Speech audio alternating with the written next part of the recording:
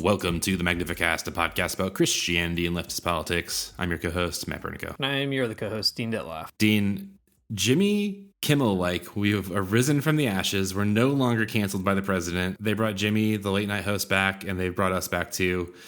The president can't keep us down in the bone church.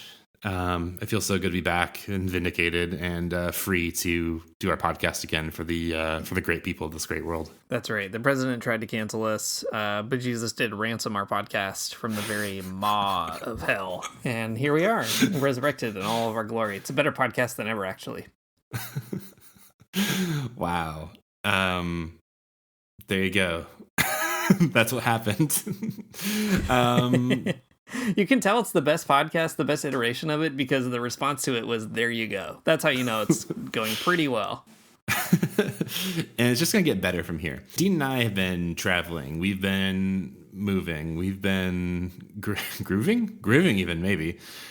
So this week, instead of reading a Death Seal tome and telling you about it, we're going to do a Magnificast lock-in, a classic format of this great podcast where we start off by answering all of the hot questions that the teens are asking on reddit.com/r/Christianity. And then we're going to talk about some current events and and introducing a new bit to this show, old events. So that's exciting. We got everything. We've got current events. We got hot off the press events on Reddit. And then we also have the ones that happened hundreds of years ago in some cases. So Dean, do you want to get us started here with this one? I do. And I've got a pretty good immediate question, but I feel like it's going to take some concentration for me to read it out correctly, and I invite you to really concentrate as I'm reading it.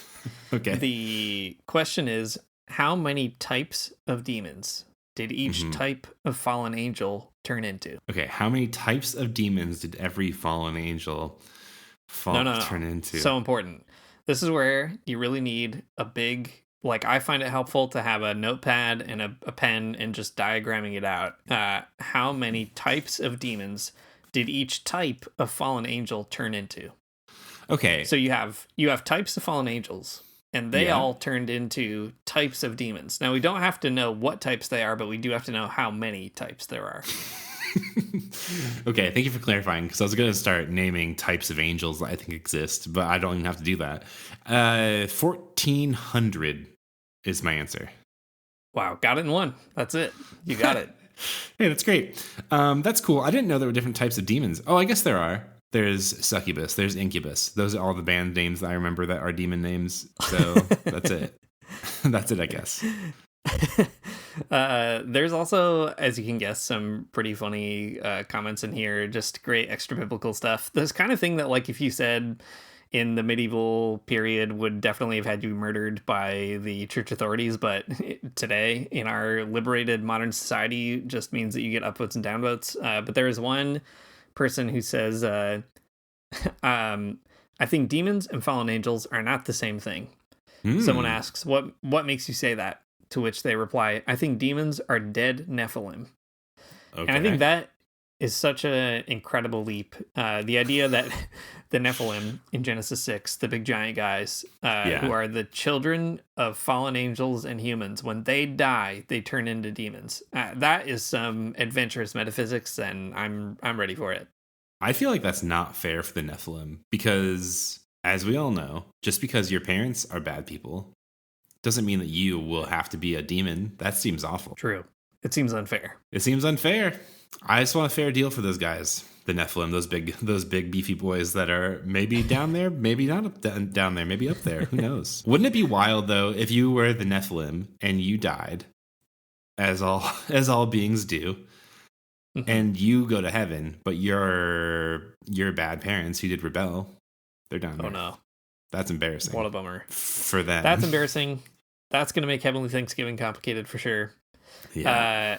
A couple of other responses here. Someone says, any answer to this would be extra biblical. There have been writings that put them in categories, but it's not in the Bible that I'm aware of. There are, however, different categories of angels mentioned in the Bible, so it may be true that there are different types of demons as well. So some good, inductive reasoning here. Someone else says, I think this is a very archaic belief that has been proven wrong now that we actually have Bibles to read in our own languages, and now that 90% of the world can read and write. So just sort of, just sort of pulling a lot of information out of thin air here, but I admire again the courage of the poster. Something that would definitely have had you burned at the stake, but nowadays just gets you upvotes and downvotes. The thing that I don't like about this question is that it is supposing that there are sort of like like genus and species of angels and demons, and I've never seen anything to say that that's the case. I don't know, that doesn't make any sense to me. Just because you're like, you're an angel with a job, you're the angel with 27 wings to hide your face and hide your feet, and you sing God's praises all days. It doesn't mean like that you're like a particular a particular species of angel. It just means that you're an angel with a particular job. That's right. And I mean, for all we know, that's a functional situation. Like maybe that's how you are from 8 to 9 p.m. But I mean, once what happens after? Yeah, exactly. You're not going to roll out of bed like that. This is the less adventurous metaphysics of heaven and hell as sort of like middle management kind of guys, and I don't know. This is where I kind of land in the whole scheme of things. Well, as we know from Marika Rose and many other scholars, middle management is actually what angelology is. It's just a study of the managerial tiers of heaven, and I think that's pretty good. Yeah, you don't need a book of Fantastic Beasts and Where to Find Them to talk about angels. They just all have jobs and name tags, I'm sure, so just keep an eye out for those when you get up there. Fantastic lanyards. Fantastic lanyards and where to find them. All right, I have a question, Dean. This one's from 15 hours ago, and it goes a little something like this. Is making a fake god a sin in this scenario? So, dangerous territory, but it gets better. I'm pretty new to Christianity, so I don't know if this qualifies as a sin. So, what better place to go than Reddit.com, a place where people are obsessing over the weirdest things? Don't do this. Anyways, here's the sin. Or here's the supposed sin. In a Minecraft server with me and my friends, we made up fake lore, and one of our friends is the god because he has hacks. But we don't actually follow it or spread it or take it seriously. Should I end this, or is it okay to have one of my friends be the fake god of a fake history in Minecraft? This is a tough one because I feel like if I say it's fine, I'm kind of just opening the door for Matt to go kind of assert himself as the god of Discord right now. And that's right. Because I'm thinking about it, he has access to the keyboard. I know that he'll get there first, and I don't want that to be the case. I think that will create a big problem in our relationship. And for that reason, I'm out. I have to say it's got to be a no. It's something you definitely can't do, definitely can't spread. If you've got hacks, that just makes you the hacker of the server. Why do you have to be a god? Okay, so what you're suggesting is that maybe the lore is just wrong. This could just be about the Matrix instead of something else. Okay. Right. What if, rather than being a god, you were maybe just the Minecraft demiurge? That I could get behind. I think that would be fine. That seems fine. What if you were one of the many types of angels who have a job on this server? I think that you could just go so many different directions, and you don't have to be God. Because if you think about it, and I am thinking about it, to be God in Minecraft means that you also have to be sort of like, you're of course you have the hacks, but also you are the world itself. It's all kind of in there. So I feel like if you're just a guy running around, you're not quite God level. I think that's true. I'm trying to decide if I should say something about Russian theology because it's not funny, but it is interesting. Okay. And I mean, we're not comedians, so we're not just like the rest either, of this podcast. It won't be funny, and it will be interesting. Exactly. So might as well. Okay. Well, there's like a very weird subset of Russian theology called sophiology, and in it, so everybody knows you've got God. He's there. He creates the world, and you've got the world. It's down there, and it's created. But what if there was a secret third thing called Sophia? And Sophia is the divine wisdom that kind of mediates the relationship between God and creation. And she's basically the demiurge, but she's also like kind of a person and kind of not a person. She's definitely not a fourth person of the Trinity, but she also is like kind of sneaking in there. There's a lot of interesting stuff going on, but it's pretty interesting. The guy who really got it going is this guy named Soloviev, who was just an extremely weird Russian Hegelian in the late 1800s. And then there was like a whole school of philosophers and theologians who followed after him. Sergei Bulgakov is like the big Sophiology guy. It got appropriated by right-wing radical Orthodox people in a way that I think is a bummer, but it's like very weird and very fun because it's weird. So anyway, you could be that. You could be that of the Minecraft server. Okay, I'm just typing everything you just said to Reddit, and I've posted it Thank you. for this person on the Minecraft question. So that's cool. They'll be really excited about what you've said, I'm sure. That's great. I'm going to go upload it right now. Thanks. Do you have any other questions, or is that all of them for you? I've got one more. This one is Christian karate ? Okay. The person says, I had disagreements with people on this subreddit yesterday, and then I had a dream last night that I challenged to a fight and defeated John Kreese from the Karate Kid Cobra Kai series. What does it mean? ? Wow. So, I mean, they're asking about Christian karate. They don't say anything about Christian karate in the body of the text. So you can kind of decide which question you want to answer. Either you can answer the question simply Christian karate ? Or what does this dream mean? This person had a fight with people on Our Christianity, then had a dream that they beat someone up from Cobra Kai. Yeah, I can do a little bit of dream interpretation because this dream requires so little interpretation. I feel very safe doing it. Being on Reddit will drive you crazy, and it will make you want to punch people. And I think that's the short of it. You go on Reddit, you post, you get really aggravated and aggressive because people are not liking the post that you've made. And then you want to fight them. And the only place you can really fight people on Reddit is in your dreams, unfortunately. So I think that's it. I think that's all there really is to it. So the Christian karate, it's just you gotta find a way to work out your anger, and Reddit is not going to help you do that. It's going to make it worse, I guess is what I'm trying to say. What do you think Christian karate would be? What would make it Christian? Because like when I listen to Christian music, I know that that's Christian because they say it. They tell you that they're Christians. Yeah. Christian karate is a bit harder. Do you get to break boards with pictures of the devil's face on it? Mm-hmm. Okay. So maybe that's it. Maybe that's it. You can do push-ups and memorize Bible verses together. And then here's the thing about Christian karate though. There's no sword of the spirit. There's no breastplate of righteousness. There's just belt of different colors. So that seems kind of unchristian if you start thinking about it. But maybe that's the thing about Christian karate, and therein lies its secret advantage. It's the martial art where you do get a sword and you do get armor, and that's kind of how you sort of defeat all the other karate. Okay, now I'm feeling a little bit more excited about Christian karate if they're going to give me a sword. You come to the sparring match.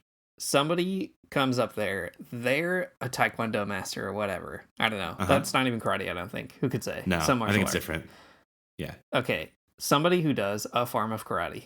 They get into the ring. The karate ring, if you will.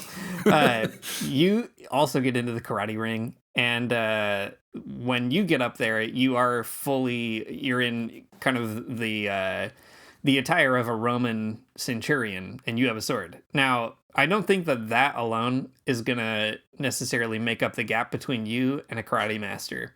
But if it was just between like a karate master and me right now with no training, I'd definitely rather have the sword. So I feel like it just kind of puts you automatically at an advantage. Okay, that makes sense. But what if you're in the karate ring, the Christian karate ring, and your opponent has the sword, and then you quote the Bible at them when Jesus says, "Put away your sword." And then what do you do then? You have to put it away. It's from the Bible. What are you going to do? Yeah, that's true. It is from the Bible. Yeah, what if I mean, this Christian is why karate is when they punch you and then you turn the other cheek? Right. It's actually just getting beat up. That's Christian karate. So half of the class has to be Christian karate, and then the other half of the class has to be secular karate, because there has to be somebody that's willing to punch them, right? I think that's kind of it. That's right. So Christian karate is basically Aikido. Except you're learning how to fall. You're learning how to take a punch. You're like, I know I'm going to get punched, but if I could get punched in a way that kind of made it hurt a little less, that might be for the best. Mm-hmm. That makes sense to me. That seems like Christian karate if I've ever heard of it. All right. That's all I got for you from Reddit. Okay, one more thing. So important.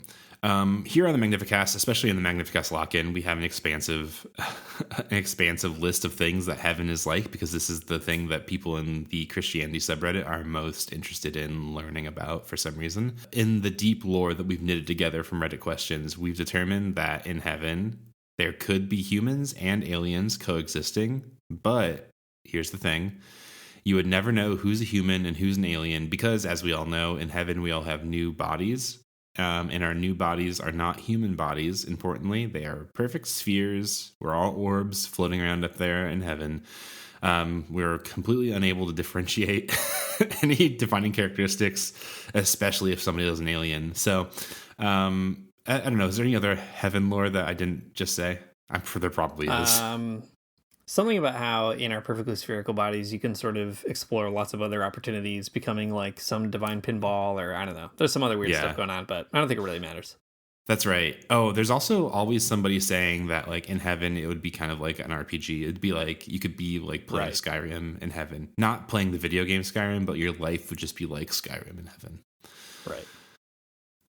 Obviously. Okay, here's another question to add to the big heap of questions about heaven asked 2 hours ago. Do I have fast food to get in heaven? So there's no text, but there's just the question. And I think I'll just rephrase it even because it's kind of jumbled here. Can you get fast food in heaven? Can you get fast food in heaven? I think it's all pretty fast because of all these balls rolling around. The food's pretty fast. Oh, no, Dean, I've just misread this question. Okay.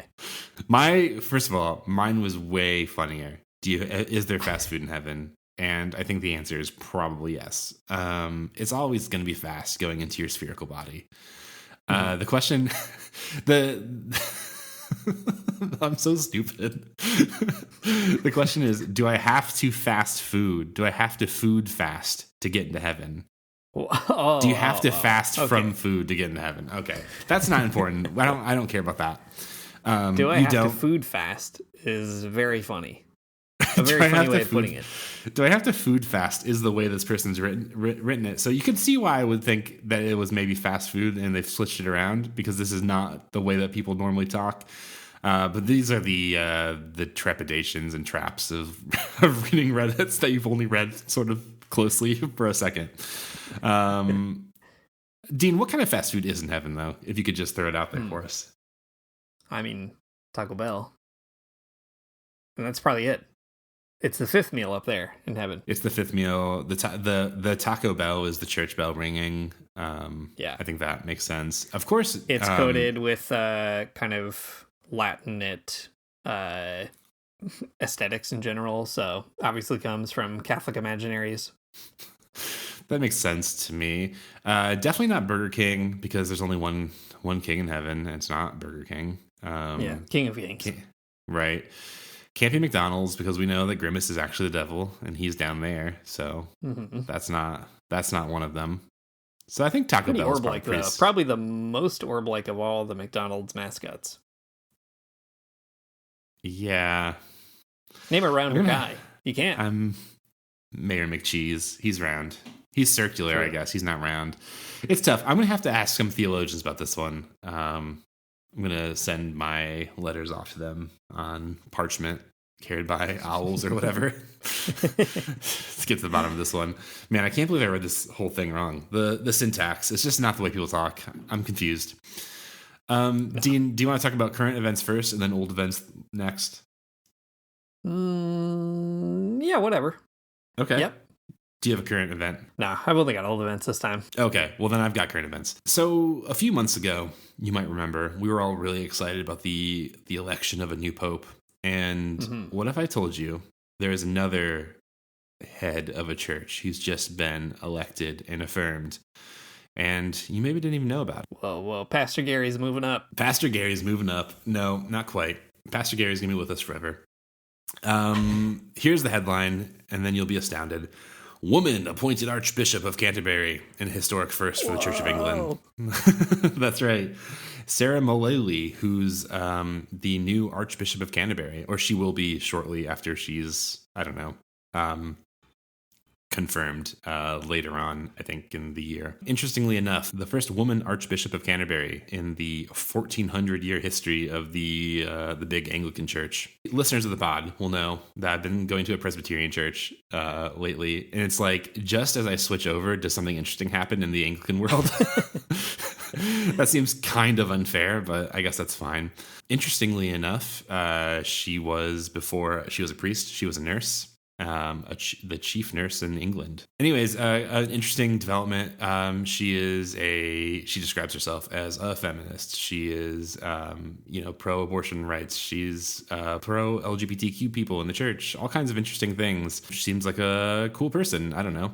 I did learn a little bit about how the Archbishop of Canterbury is produced in the Church of England, and it is such a weird process. So there is a body that nominates a list of people, and that body, interestingly enough, is headed up by a guy who works for MI5 in England, in the UK, which is, as you may or may not know from watching James Bond movies, is not MI6, but it is it's the counter-terrorism, like the domestic terrorism team. So somebody involved with that whole world created a list, approved it, and then made their choices. I mean, I'm sure with lots of input from church people and so on. But then it gets handed over to Keir Starmer, the head of the prime minister, the head of the Labour Party, who then says, this is our pick for the Church of England, for the leader, for the Archbishop of Canterbury. And then he gives it to the King Charles, and he says, okay, sounds good. And that's how the Archbishop of Canterbury was chosen. And that process took more than a year to develop, which is, to me, especially surprising. Justin Welby, the former Archbishop of Canterbury, he is a turd. I don't know. I think that's probably okay to say. He resigned. He resigned last year because it came out that he was he knew about the physical and sexual abuse of children, which is damning, I would say. Anyways, all to say, he stepped back. He resigned last year, and then it took a year to kind of choose this new person. And I mean, it seems like a good choice. I don't really have any skin in that game, other than being a person alive on the internet. Interesting to see. So that's the story. What's your opinion on this, Dean? As a Pope watcher and not Church of England person, what do you think about that whole situation? That's a great question. I don't know what to think about it. I feel like I can't imagine a Conclave-esque movie starring Ray Fiennes with that particular process. It feels less dramatic, but that doesn't necessarily make it worse per se. I mean, to the Anglicans' credit, I guess, I don't know, Justin Welby resigned after that came out, whereas that has not been the case for us in the Catholic Church. We just kind of keep on going, I guess. So, that's fine. It's cool that there's a woman who's the head of the church. I feel like that will also be really interesting for kind of ecumenical discussions. It's always interesting when, you see Catholic bishops have to share a stage with female bishops from other Christian denominations. And I mean, some of them are normal about it. Some of them are not.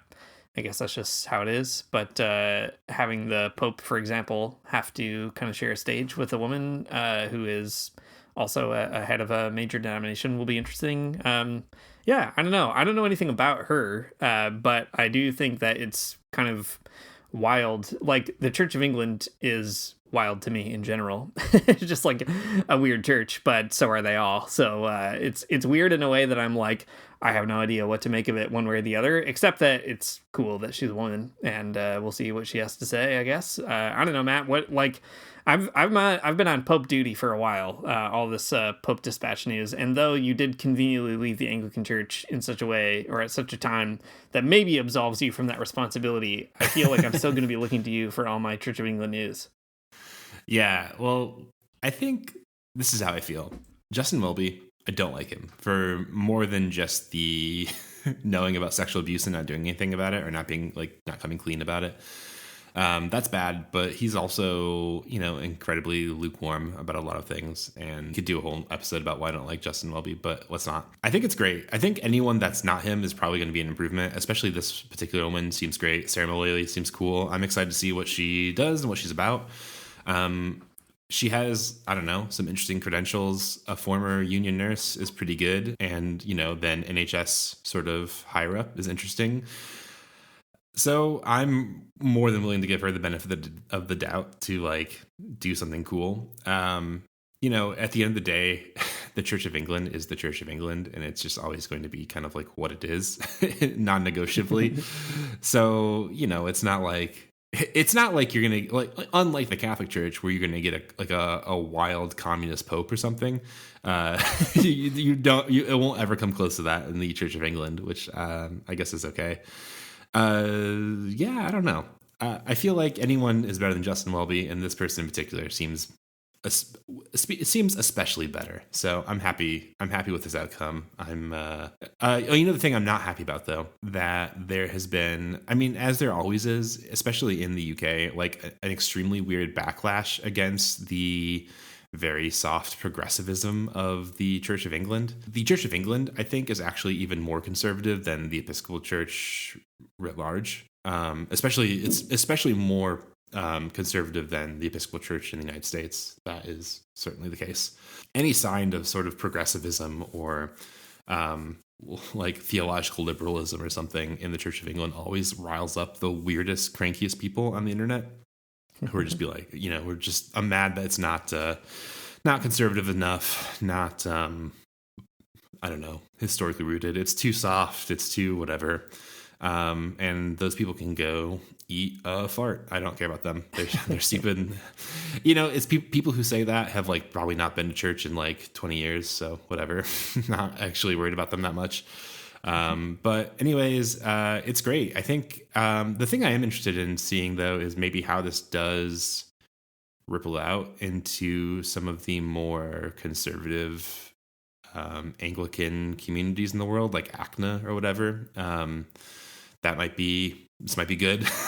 Might be good for those, for reining in some of the weirdness of those other Episcopal and Anglican expressions that are far more conservative, especially about the ordination and leadership of women. So I don't know. Seems like it could be good. Yeah, that all makes sense to me. They don't have, I guess, a head of church like that in the Presbyterian church, or do they? They do. You guys don't have big hats, but who's the Pope of the Presbyterians? Yeah, the Church of Scotland, or which is the Presbyterian Church here, has a moderator. They have the moderator of the Church of Scotland, and right. It's not the same as an archbishop at all. It's just a person who's loosely in charge. It's because, Presbyterianism is so based in a congregational ethos, that the idea of a big centralized church in the middle or something is not one that's going to play very well. So, the denomination does exist, and there are sort of norms across it, and it's a body that does make all kinds of it has a polity. That's all I'm trying to say, but it's one that's a lot looser than the Church of England. So yeah, you get a moderator rather than the archbishop of something, which is fine. It does feel like the Church of England, I'm saying this in a loving way that I think people who are a part of the Episcopal Church will feel is loving and true. Sometimes being Episcopalian or being Anglican is kind of it's just like LARPing to be Catholic a little bit in a fun way, in a way that it's fun and that we can have fun with it and not be too wacky about it. But it does make me feel that this whole process being as boring as it is, maybe they should lean into that more, and they should have a conclave. They shouldn't let some guy who works for the Department of Defense basically decide these things. That's crazy. I want people voting. I don't know. Let the people vote. Let other guys and gals in hats vote. And I think that's how it should be done. Yeah. I think if I were the moderator, I'd have a custom Presbyterian hat, and I wouldn't wear it to the meetings. But when I went home, if I had done a really good job, I'd put it on and just kind of in secret walk around with it. Yeah. I wouldn't throw it in anybody's face, but I'd have a big hat, a big Presbyterian hat. I'm going to be looking on eBay later for a Presbyterian hat. See if I can find one. All right, so that's a current event. What should we talk about? Old events? Let's talk about old events. Okay. Well, this is actually a combination. This is current and old. It's current Okay. because this person just died, so that is recent. But it made me look them up and got me interested in an old event. This is Gianfranco Sanguinetti, an extremely Italian name. A guy who was part of the Situationist International, which is something that we talk about every now and again on here. Matt knows a lot more about it than I do, but really fun, kind of weird French and Italian kind of left-wing movement. A lot of Marxism going on, but not the same kind of Marxism as everybody else. Some, I don't know, left communism, anarchism all thrown in there, lots of different things. But this guy, Sanguinetti, is a person I didn't really know that much about. I know more about Guy Debord and Raoul Vanayem, I guess, because Guy Debord is like he's the pope of the Situationists. He's the head honcho. And Raoul Vanayem wrote a lot about religion. But Sanguinetti, he is known for writing a few books, but I learned after his passing, he also wrote this really wild book, which is also kind of a prank. It was in 1975. He worked on it with Guy Debord, but the English title of it is The Real Report on the Last Chance to Save Capitalism in Italy. And the idea behind it, I was reading it a little bit this afternoon, is that he wrote it like in character as a guy who was like part of the capitalist class. And throughout the pamphlet, he's like explaining kind of, I guess, like just telling, quote unquote, the truth, being honest about how the capitalist class views the world and views capitalism and views working people. So there's some lines in it where he'll be like, working people, of course, they are not the ones who truly own the world, but they are the ones that we need in order to like make stuff for us. So we have to think about all that. Anyway, the whole thing is like, as you read it, it's kind of a tongue-in-cheek but intentional explication of like how the bourgeoisie sees the world. And he wrote it in character, published it anonymously, and it like took off in the Italian ruling class. They mailed it, the Situationists mailed it to 520 of Italy's most powerful individuals. And people were like praising the content of it, and they were guessing at like who wrote it and all this kind of stuff. And then eventually Sanguinetti revealed that he was the guy who wrote it. And there was a huge scandal, and all these people were like, oh my gosh, we got duped by this weird leftist guy. And he eventually left Italy as a result of it, which is pretty wild. But a really fascinating moment. And I just love like the audacity of having a really fun left-wing prank. I feel like he really got their goat. He basically got a bunch of people to admit that they hate the working class by, writing in character as somebody who does.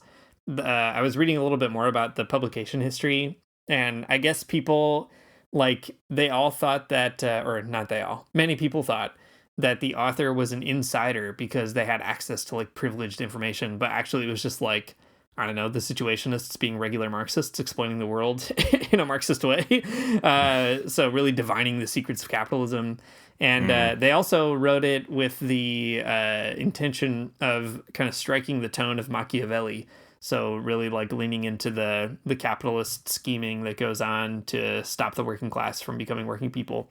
There are a lot of side swipes in it against like communism, not communism as such, but like the communist parties and their kind of defanging and inability to deliver revolution, which is sort of like also a situationist sideways swipe at the organized communist parties. So they're trying to be like, what a great gift to the capitalists that these communists are incapable of organizing a revolution. Anyway, you can sort of read between the lines. You get like the situationist reading of the failures of the left, but articulated in such a way as to be like, and what a great favor to the capitalists. If you were a capitalist, you'd be really happy that the Communist Party is like organized in such a way. So anyway, a really bizarre, wild book. He just died, which is also kind of crazy to me. When I think about situationists, they feel like so far away in my brain, but he just passed away at 77. So anyway, Gianfranco Sanguinetti, a great prankster, one of the best to ever do it. What a hilarious, very fun idea. Man, it's so cool. The situationists are always very funny guys. They did all kinds of wacky stunts. There's I'll have to like draw some more of these out sometime for an episode because they're all very funny. But I do remember there's one where this pro situes, these guys who are interested in situationist thing, they stole a painting, and it was something famous too. I cannot remember for the life of me. Sorry, this is making for bad audio and a bad podcast. But they stole a painting, and then they used the painting to stop the cops from shooting them in the street. So they're like hiding behind the art, and that was the situation that they've created. That's wild. Yeah. There's a lot of other ones too. Guy Debord famously has a movie that he showed that is called it's like The Howls of Sod or something. That's like the English translation, at least. I don't know what it is in French. But it was like almost 30 minutes of just a blank screen that he insisted was a movie. And people lost their minds when he showed this to them because it was complete chaos. Because it's, somebody passing off art that is not art. Great stuff. Love it. All kinds of funny things like that. The situations have to get you. The Yes Men as well, very similar people, but like more contemporary. So lots of great stuff out there that you can do with media and ideas and misattributing things to people. It's great. All good stuff. That's right. Guy Debord also made a board game about war that I've never played but would really want to. So next time we hang out, we should look that up and see if we can play it. Oh, definitely. All right. I have an old event here that's kind of interesting. So I first saw this when Marika Rose, actually, she tweeted it out. Or skeeted it out. I'm sorry. On Blue Sky. There's a very funny article about this woman named Jenny Geddes. So Jenny Geddes was a Scottish woman who lived in Edinburgh, and her actions may have started the War of the Three Kingdoms, were the wars that kicked off in Scotland and then would end up becoming the English Civil War later in England. Let me tell you about her. Okay, so there's a place in Edinburgh. You can go see it today. It's still there. It's right by the castle. It's called St. Giles Cathedral. And it is a Church of Scotland, but it wasn't always a Church of Scotland. It was, at one time, something a little bit different. It was the place where the first revised version of the Book of Common Prayer in the 1637 version was read aloud and used in worship. This is the inciting incident. So let me tell you a little bit more about this. I'm going to be reading from a Wikipedia page here, a very reputable source. Since the early years of the 17th century, the Church of Scotland has been established as an Episcopal church on the same basis as the Church of England, but was far more Puritan in both doctrine and in practice. Okay, great. In 1633, King Charles I came to St. Giles Cathedral to have his Scottish coronation service, using the full Anglican rites, accompanied by William Laud, his new Archbishop of Canterbury. Okay, probably also a real turd, but who knows? In the years that followed, he began to consider the ways of introducing Anglican-style church services in Scotland, which you can imagine are not popular given Presbyterianism. You probably don't know this, and in fact, I didn't really know this either. The Scottish Reformation started in 1560, so a full, almost 100 years before this event, which made Presbyterianism a very popular religion in opposition to Anglicanism in Scotland. Okay, so that's the scene. You have King Charles I coming to this cathedral in Edinburgh and using the Anglican Book of Common Prayer and trying to find ways to fit this Book of Common Prayer into more Scottish services. That's the thing. Okay, but here's the rub. The first use of the prayer book was in St. Giles Cathedral on Sunday, the 23rd of July, 1637, when James Hannay, the Dean of Edinburgh, began to read the collects and part of the prescribed service. Jenny Geddes, a market woman or street seller, threw her stool at the minister's head. Great. We love it. As she hurled the stool, she's reported to have yelled, "May the devil give you colic." She says some other things too, but it's in Scots and it doesn't really matter. But she's mad. She's mad because it seems like, they're forcing the Anglican Mass in her church. And that was the start of a general tumult that, with much of the congregation shouting abuse and throwing Bibles, stools, sticks, and stones at the minister. Pretty wild. So purportedly, this is 1637. So like, who knows actually what went down? But purportedly, the violence spilled out into the streets and like brought on more rioting. Which inevitably would lead to King Charles launching what are called the Bishop Wars, which were two separate kind of wars in the later 1630s between Scotland and England that would like oust a handful of clergy from the Church of Scotland. From the Anglican Church in Scotland. That would snowball into the English Civil War. So it's a big wild story, and I don't know all the moving parts, but if you go to St. Giles Cathedral in Edinburgh today, there is a monument of a stool that's in the church itself that you can still see, and all because of Jenny Geddes getting mad about the Book of Common Prayer, which is great. I think that's such a great Christian story. People have been mad about the Book of Common Prayer for such a long time, and who knew it would become so close to undoing the entire country? Great stuff. Love to see it. I think it's a good energy. The Jenny Geddes is such a good name for a punk band, a Christian punk band. Oh man, Jenny Geddes and the Stools. Very cool stuff. Okay, so she was pissed off about the revision of the liturgy. Liturgy and like trying to force a sort of Anglican style liturgy onto the people of Scotland. That's right. Right. And she threw a stool at this guy, and that created a riot, and that spilled into this wider conflict. That's all pretty wild. I feel like reflecting on this and then going on the internet and scrolling through Blue Sky and seeing so many people argue about the Common Book of Prayer actually makes more sense to me than it did before. So I appreciate that. It's pretty good. People are always mad about it. And at one point, people were so mad that they did throw some stools around. I think that's great. It could be worse. It wasn't just reskeeting or liking or whatever. It was violence in the street over the Common Book of Prayer. Yeah, big time. Man, I love that central idea where people are literally just like tweeting out whatever our historical disagreements in the church that have in the past caused a civil war, or like, or a particular take on Reddit that would have definitely got you burnt at the stake at one point, and people are just out there posting it. I think that's such a great thing. That's the most fun you can have with religion on the internet, I think, is just saying something completely bananas and letting the chaos unfold, but knowing full well that you would have definitely been like killed for it 200 years ago or whatever. Sometimes I think about that, like, okay, I have no idea. My family is not like one of these genealogy families, like, I don't know. Beyond my grandparents, who could even say what's going on back there? And even they're a little fuzzy to me. I always think about like what was going on in medieval Europe and how did my forebears just kind of like manage to escape all that stuff, like they just really kept their heads down. I guarantee somebody back there was like, yeah, I don't know, man, the world's made of cheese, and there's definitely types of angels. They turned into different types of demons, whatever. But whatever that weird ideas they had, they kept it to themselves, and I respect them for that. Pretty good of them to do just that.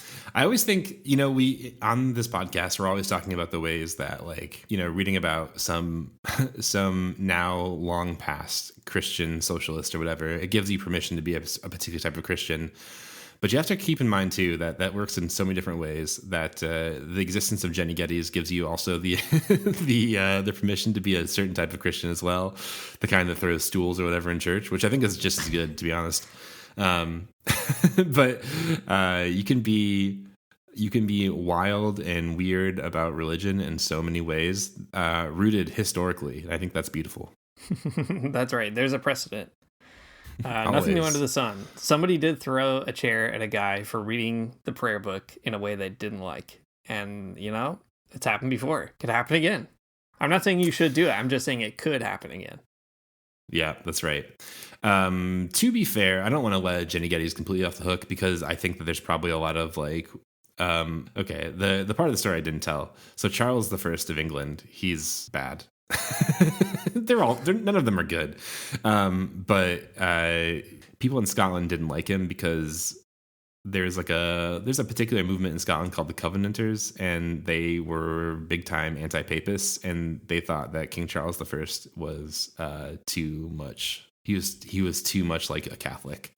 The high church Anglicanism was sort of like was too Catholic. So I would imagine that there's a lot of anti-papist sentiment tied up in throwing that stool. But this time only, I'm going to let it slide. Anti-papist sentiment is complex. Sometimes we probably had it coming, but not every time. So I don't know. Well, you never know. It all depends on who's in charge, really, at the end of the day. Yeah, good point. Well, there you have it, folks. We did it again. They couldn't keep us down. Jesus ransomed us from the fires of cancellation, and we're back. I don't know. I gotta move my apartment pretty soon. So who knows what we'll do next week. But I don't know. What should we say at the end of this podcast? I'm trying to dismount, obviously, and failing. I'm landing flat on my face here. Yeah, that's okay. Be the weird type of Christian you want to be in the world, and keep it sleazy. See you next week. Thanks for listening to the Magnificast. If you like what you heard, you can support us on Patreon at patreon.com/the Magnificast. And if you do that, you can get into our Discord community where people are talking about all kinds of wild stuff, sharing memes, sharing recipes, sharing photos, talking about theology, etc., etc. And our music is by Amari Armstrong. Our outro is by The Illogical Spoon. And we'll see you next week.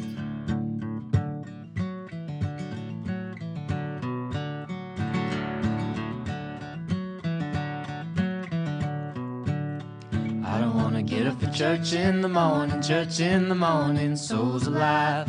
Heaven come to earth and there won't be no church. We'll meet down by the riverside. There we'll swim with all creation. Never get tired, never bored. Don't worry, someday there'll be no dam between us and our Lord.